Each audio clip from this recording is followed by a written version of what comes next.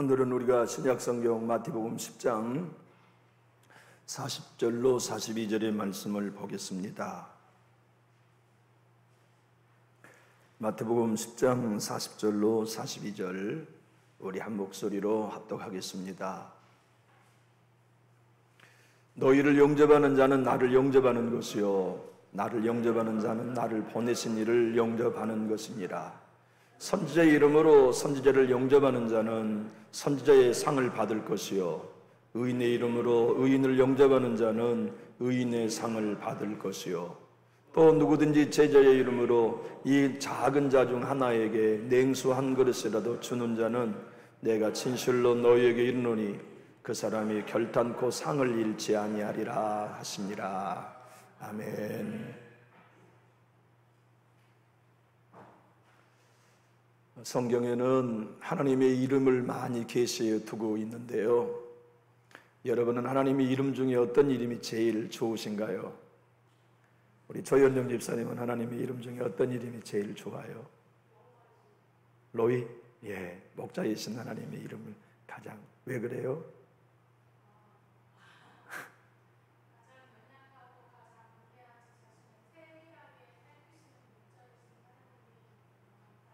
그렇군요. 예. 너무 많이 물어봐서 미안해요. 그런데 이 땅에 하나님의 이름을 우리에게 주시면서 그 이름을 의지하고 부르라고 주셨는데, 우리 천국 가면 이 땅에 주신 하나님의 이름은 다 잊혀집니다. 없어져요. 여호와 로이도 이 땅에 있는 동안만 여호와 로이시지, 우리 천국 가면 여호와 로이 아니시죠.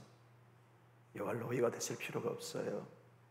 만군의 여호와 하나님, 우리의 삶에 승리 주신 여호와 니시 하나님, 평안을 주시는 샬롬 하나님, 여러분과 저의 모든 의가 되시는 치켄누 하나님, 하나님의 수많은 이름 다 이 땅에서만 필요하지 천국 가면 소용없어요. 그런데 천국에서도 유효한 이름이 딱 하나 계십니다. 그것이 어떤 이름이냐면 상 주신 하나님이세요. 천국에 가면 우리 하나님은 당신의 이름 하나만 남겨놓으십니다. 나는 너에게 상 주는 여호와다. 히브리서 11장 6절은 믿음이 없이는 기쁘시게 못하나니 그가 하나님께 나아가는 자는 그가 자기를 찾는 자들에게 상 주시는 자이심을 믿어야 할지니라 라고 소개하고 있어요. 저도 하나님이 참 좋아요. 하나님의 이름을 알게 됐다는 게 얼마나 감사한지 몰라요. 그런데 최고로 소중한 저에게의 이름은 상 주신 하나님이에요. 우리가 일생을 교회 위에 충성하고 살아요. 헌신하며 살아요. 욕먹고 살아요. 십자가 지며 살아요. 그런데 하늘에 상급이 없다면 그 여정이 다 무슨 소용이 있겠어요? 그러지 않아요? 하늘에 상급이 없다면 충성할 이유도 없지요. 그러지 않겠어요? 우리가 무거운 짐 지고 살아갈 이유가 없어요. 천국과 상급이 없다면. 그런데 다행스럽게도 천국은 상 주시는 곳이라고 약속해 주시니 우리는 충성할 수 있는 근거가 분명하죠. 오늘 주님은 우리에게 심각한 말씀을 하셨어요. 여러분은 어떠십니까? 주변에 있는 하나님의 사람이 하나님의 사람이라는 이유 때문에 환영할 수 있나요? 복음을 듣는 사람들이 복음을 듣었다는 이유 하나만으로 여러분은 기꺼이 그들을 마음으로 영접하고 대문을 열어 여러분의 댁으로 영접해 줄 수 있나요? 주님이 오늘 심각한 말씀을 해주셨는데 그 말씀은 뭐냐면 선지자의 이름으로 선지를 영접하는 건 근본적으로 하나님을 영접하는 일이다 말씀하세요. 그러니 이게 어찌 심각한 일이 아니겠습니까? 하나님을 내 집에 영접하는 일이 믿음의 형제자매를 내 집으로 영접하는 것으로 이루어진다니 이게 얼마나 놀랍고 신비한 일입니까? 장로님이 내 집에 오셨을 때 내가 장로님을 선지의 이름으로 영접하면 예수님도 영접하며 하나님도 영접한다고 하는 일이니 어찌 환영하지 않을 수 있겠어요? 어찌 환영하지 않을 수 있겠어요? 내 집에 의인의 이름으로 온 이유 누군가에게 뱃문을 열어 차 한 잔을 대접하는 일이 예수님을 영접하는 일이라니요? 하나님을 영접하는 일이라니요?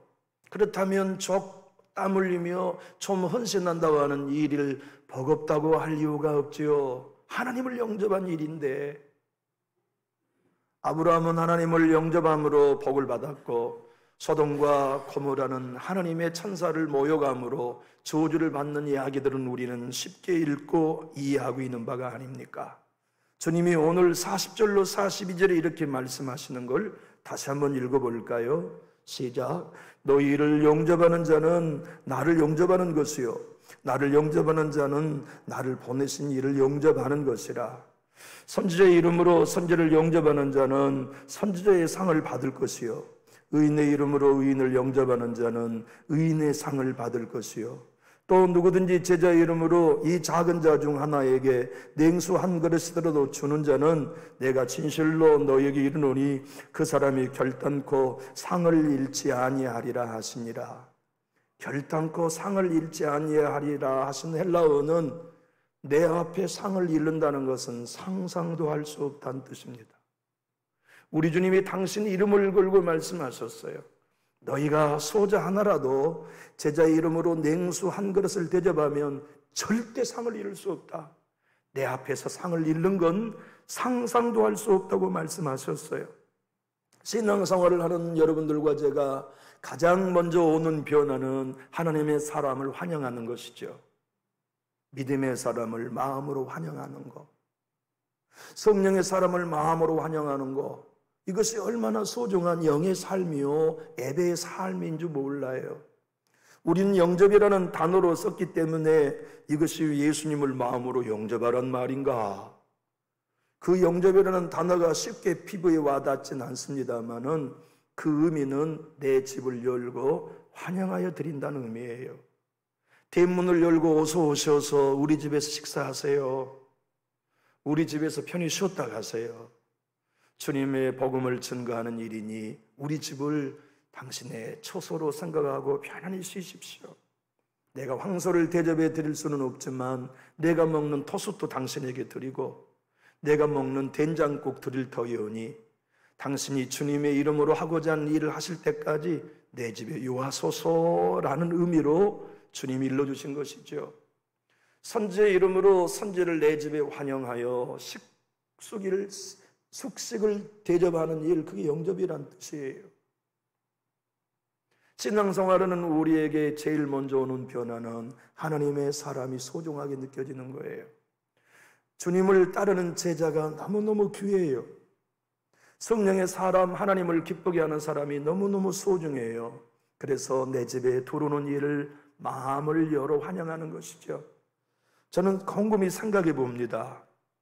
우리 하나님의 사람을 환영하는 일이 예수님을 환영하는 일이라면, 내 마음으로 믿음의 사람들을 환영하는 일이 하나님을 영접하는 일이라면, 내 마음으로 증심을 담아 하나님의 사람을 환영해야 되겠다. 저 멀리 보일 때 환영하고, 냉수 한 그릇을 나누며 환영하고, 내 집에 드나들 때 환영하는 삶을 사는 일이, 이게 심각한 일이구나. 예수님을 내 집에 모시는 일이구나, 이게. 하나님을 내 집에 모시는 일이구나, 이게. 야, 그래서 예수님을 따르는 사람은 예수님의 말씀 따라야 하잖아요. 예수님을 붙드는 사람은 예수님의 말씀도 붙들어야죠.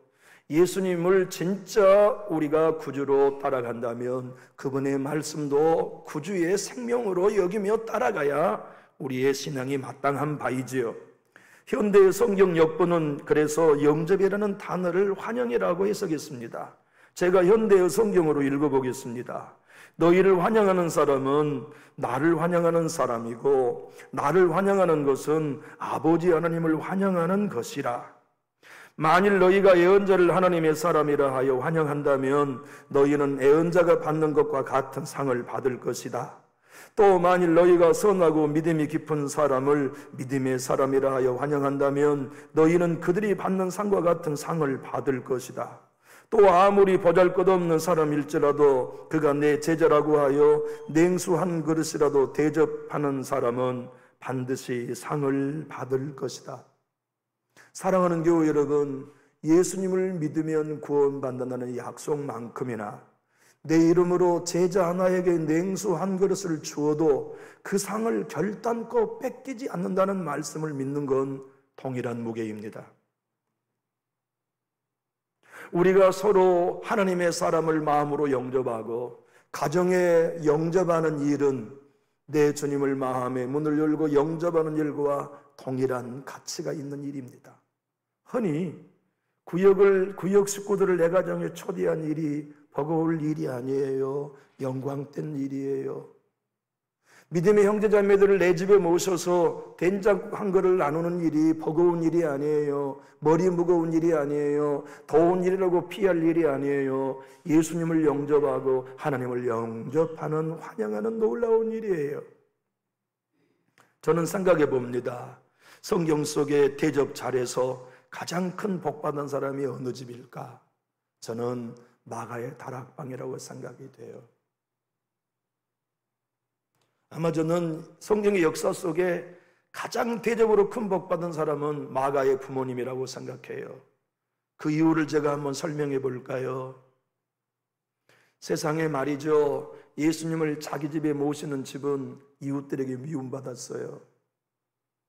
예수님을 모셔서 덕보려고 한 거 아니었거든요. 그저 환대하고 환영해서 숙식을 대접하고 싶어 모셨을 뿐이에요. 짐 지려고 모셨죠. 예수님에게는 혹도 많았어요. 예수님 한 분 혼자 오시지 않아요. 제자들도 따라와요. 다 먹성 좋은 젊은이들이에요. 음식을 차리면 얼마나 많이 잡섰겠어요, 제자들이. 예수님도 물론 많이 잡섰을 거예요.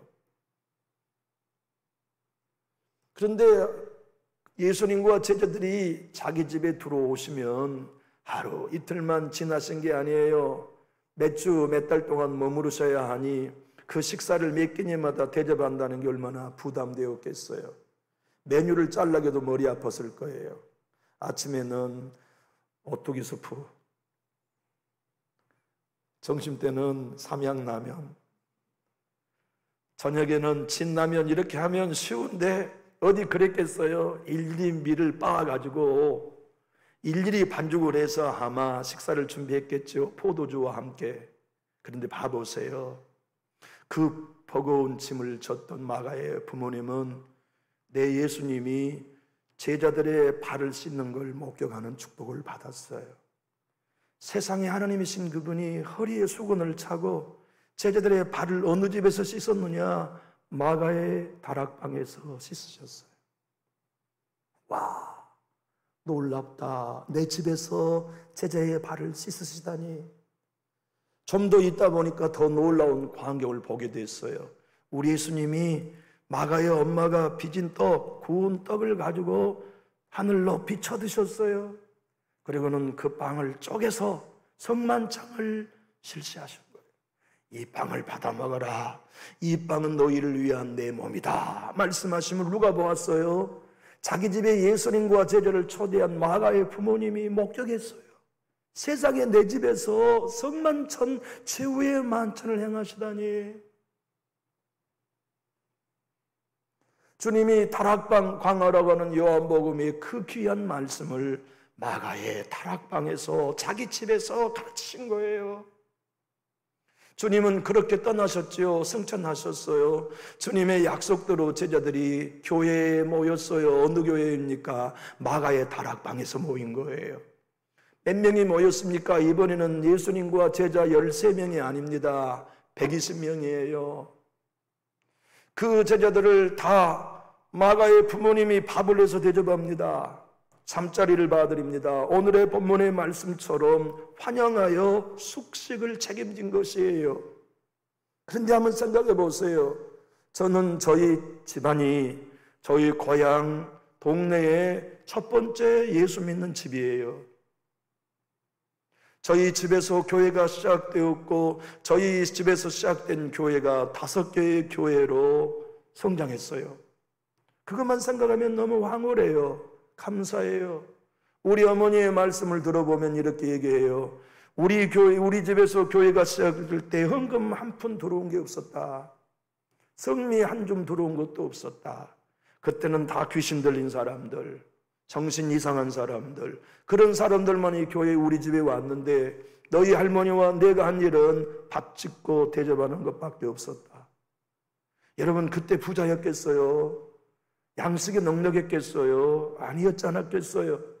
그러나 복음을 위하여 내 집을 오픈하고 내 집에 초대하여 음식을 대접하는 그 일을, 예수님을 영접하는 일로, 하나님을 영접하는 일로, 그렇게 학교에도 한 번도 가보지 못한 우리 할머니, 우리 어머니도 이해하셨다니 얼마나 영광된 일입니까? 헌데 마가의 다락방은 그 정도의 영광이 아니었어요.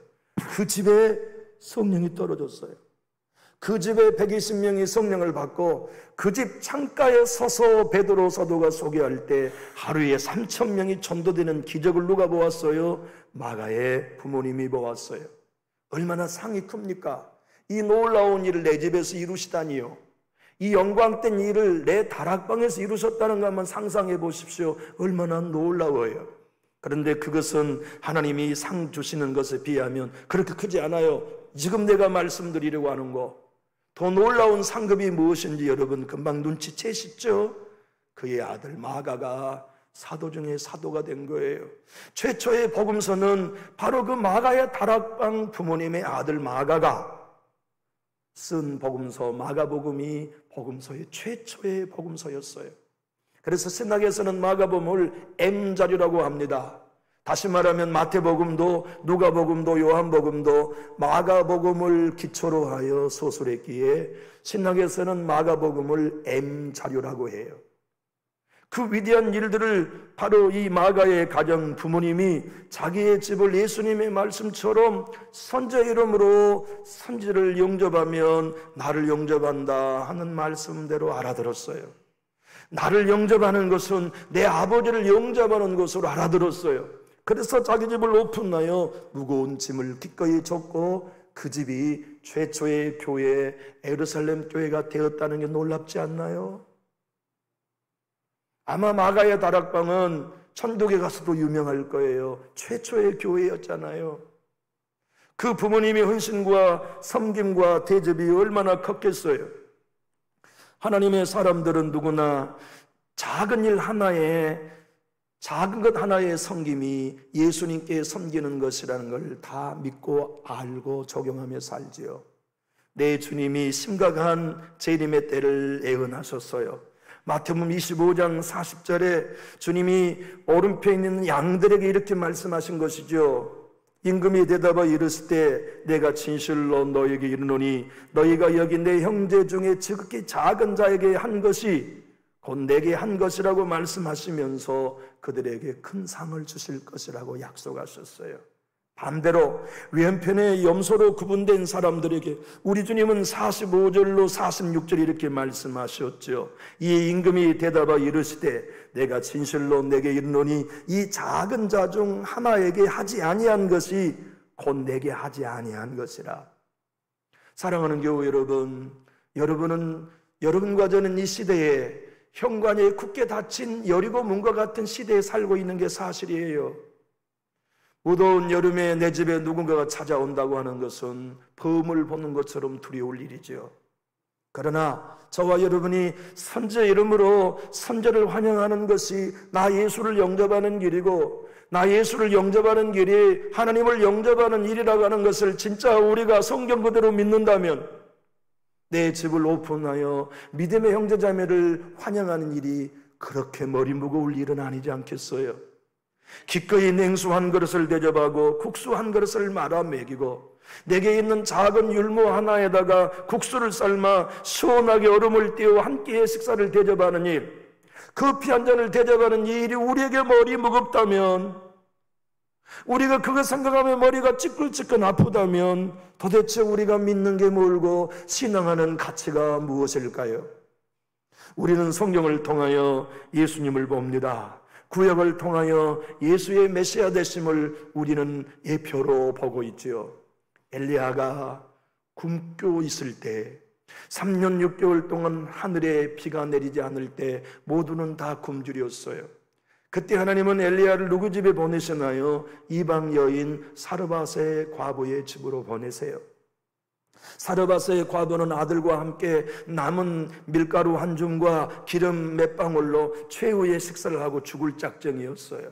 그런데 엘리야가 그 내게로 음식을 가져오라고 황망하게 요구합니다. 순종하지요. 그런데 하나님은 그 가정에 복을 주시어서 밀가루통에 밀가루가 떨어지지 않고 기름병에 기름이 떨어지지 않는 기적을 통해 한번 따라해 볼까요? 장차 오실 메시아는 하늘의 생명의 양식이 되실 것이다. 모든 믿는 자에게 부유한 로마서 10장 13절처럼 떨어지지 않는 하늘의 양식이 되실 것을 엘리야와 사르밧 과부의 관계를 통해 영접을 통해 베풀어 주세요. 엘리야 이후에 엘리사가 등장합니다. 그도 흉년의 때에 수넴 여인을 통하여 극진한 대접을 받아요. 그리고 수넴 여인에게는 하나님이 무자한 아들을 주시고 그 아들이 나중에 아빠의 일하는 일터에서 아이고 머리야 만지다가 죽으면 하나님이 엘리사를 통하여 그 아들을 살려내 주세요. 그리고 그 사건을 통하여 이렇게 약속하고 있습니다. 장차 오는 메시아는 죽은 자를 살리고 사망 권세를 이기는 구주가 되실 것을 약속해 주고 있지요. 그 모든 이적들은 수넴 여인은 부활의 예수님을 엘리사를 대접함으로 환영함으로 경험했고 사르밧 과부는 엘리야를 환영함으로 하늘의 양식이신 예수님을 미리 맛보았던 것이에요. 지금껏 교회들이 이루어졌던 게 무엇으로 가능했을까요? 복음이 이루어지는 일이 어떤 일로 가능했을까요? 도시마다 시골마다 하나님의 놀라운 사역들이 이루어지는 일은 이토록 하나님의 말씀을 있는 그대로 믿고 내 집의 현관문을 오픈하여 선지자를 환영하고 의인을 환영하고 제 자녀를 환영하여 기꺼이 된장국에 함께 식사를 나눌 수 있었던 믿음의 형제 자매들을 통해 하나님의 나라가 이루어졌어요. 시대가 아무리 바뀌어도 지금은 현관문이 열리지 않는 시대라 하여도 우리 교회에 하나님의 나라가 임하고 주님의 통치가 이루어지는 방법은 변하지 않아요. 얼마나 우리의 집들의 현관문이 자주 열리느냐입니다. 얼마나 내 중에 식탁에 믿음의 형제자매들을 자주 초대하느냐입니다. 얼마나 함께 식탁에 믿음의 형제자매들과 선제를 늘 모셔 함께 식사하느냐가 하나님의 나라를 이루는 그때나 지금이나 비밀이죠. 우리는 생각해 봅니다. 예수님에게 가장 큰 대접을 한 사람이 누굴까?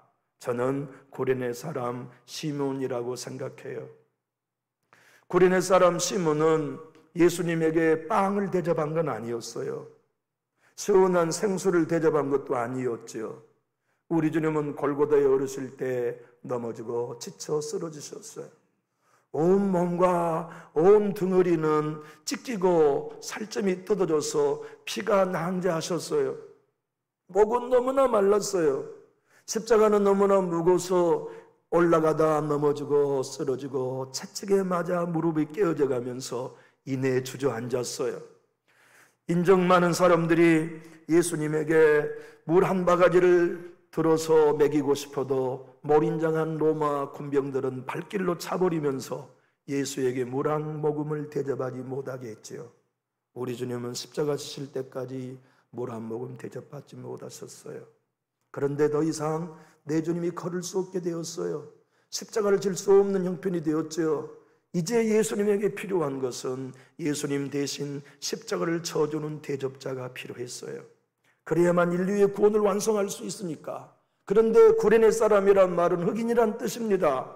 흑인 시몬이라는 사람을 로마 군병이 차출합니다. 너 이리 와!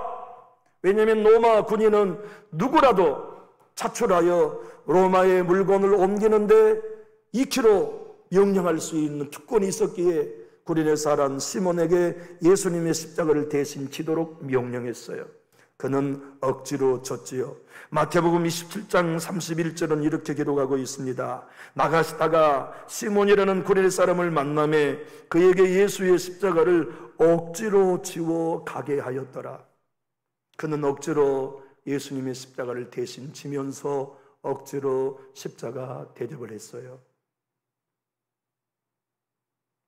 그렇기 때문에 내 주님이 십자가에서 구원을 완성하실 수 있었지요. 냉수 한 그릇보다 우리 예수님의 십자가를 대신 져준 십자가의 대접은 실로 큰 대접이었어요. 생각해 보세요. 그랬다면 구레네 사람 시몬의 가정에 이 십자가의 대접이 어떤 복으로 왔을까? 성경은 구구절절히 설명하고 있어요. 그 단서를 충분히 설명해 줍니다. 나중에 사도 바울은 로마교회에 보내는 편지에서 이 구레네 사람의 아내는 나의 어머니라고 고백합니다. 그만큼 초대교회 사도들에게 가장 많은 대접과 섬김을 베푼 믿음의 어머니가 누가 되었냐면 구레네 사람 시몬의 아내가 그 일을 감당하게 된 것이에요. 예수님의 십자가를 대접해 주므로.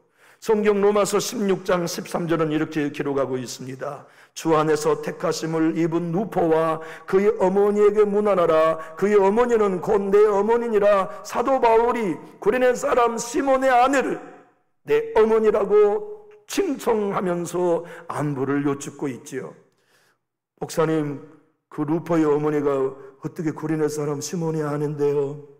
마가복음이 그걸 증언합니다. 마가복음 우리 15장 21절 한번 찾아볼까요? 마가복음 15장 21절을 한번 찾아보십시다.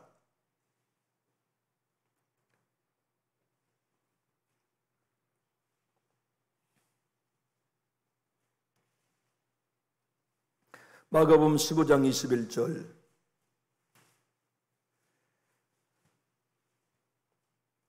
큰 소리로 한번 읽어보실까요? 마침 알렉산더와 루포의 아버지인 구레네 사람 시몬이 시골로부터 와서 지나가는데 그들이 그를 억지로 같이 가게 하여 예수의 십자가를 지운 이 구레네 사람의 아들이 누구냐? 알렉산더와 루포였고 그 루포의 어머니는 내 어머니라고 사도 바울이 고백했던 것이지요. 사랑하는 교우 여러분, 우리가 구원받고 하나님의 영원한 자녀가 된 신분을 얻었습니다. 그리고 그 신분을 얻은 우리들에게는 모두가 다 주님을 따르는 제자이면서 주님의 말씀을 실천하며 걸어가야 할 성도로 부름받았죠. 나이가 연세가 들어가든 젊든 내 집을 활짝 열어 선지자를 대접하고 의인을 환영하는 일, 제자이기 때문에 성도이기 때문에 내 집에 냉수 한 그릇을 대접할 수 있는 일이 우리에게는 어렵지 않으면 좋겠습니다. 그 일이 쉽고 즐겁고 당신을 환영하는 일은 내 하늘의 상급이 쌓은 일입니다. 당신을 환영하여 대접하는 일은 내 하나님의 축복이 내 자녀들의 머리에 돌아가는 길입니다. 이것이 예수 이름을 부르면 구원받는다는 사실을 믿는 만큼이나 주님의 약속의 말씀을 믿는 성도들이면 얼마나 좋을까요? 그래서 서로 현관문을 열고 서로 식탁을 개방하면서 작은 컵라면 사발 하나라도 나눌 수 있는 게 너무나 자연스러운 성도들. 지구촌 교회만 그런 교회 되려는 법은 없잖아요. 점심을 같이 우리 인소라는 전사님이랑 식사했어요. 그래서 전사님은 결혼하셨어요? 했더니 저 아직 솔로예요. 그래서 우리 큰딸이 시집안 갔으면 보냈으면 좋겠다 했는데 넌 늦었다 이런 생각이 좀 들었어요. 근데 목사님, 제가 블레싱 전주 이와 같은 대회를 9년째 하고 있어요. 통밥이 딱 나오잖아요. 9년째 하고 있고 전도사님이라면 이 교회 청년이었다가 신학교를 졸업하고 지금 사역하고 있다는 게 금방 나오잖아요. 그럼 일반 대학을 졸업하고 신대원을 가셨군요. 네. 몇 살에 신대원을 갔었습니까? 27에 갔었어요. 그랬군요. 그런데 그분이 이렇게 얘기했어요. 성도 여러분들을 칭찬하신 얘기예요. 제가 9년째 다녀보았지만 이토록 생동감 있고 기도하는 교회는 남준주 교회가 처음입니다 라고 말씀하시더라고요.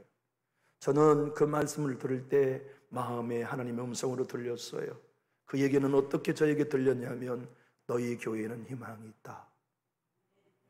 너희 교회가 섬기는 교회가 될 것이다. 그렇게 제 마음에 들려서 한없이 제 마음에 큰 소망이 되었습니다. 교우 여러분, 제가 여러분의 집을 갈 때 선지자 이름으로 대문을 열어주실 수 있습니까? 제가 여러분들에게 차 한 잔을 나누자고 할 때 의인의 이름으로 제자의 이름으로 냉수 한 그릇을 기꺼이 환영할 수 있습니까? 우리 서로 그런 사랑을 가지고 삽시다. 그리고 그 일이 결국 하나님의 나라를 이루는 일이요 제자의 길이라는 주님의 가르침이 그분의 이름을 부름으로 구원받듯 그분의 가르침에 아멘하며 순종하는 제자가 제가 되고 여러분의 가정이 될 수 있기를 예수님 이름으로 축복합니다. 기도하겠습니다.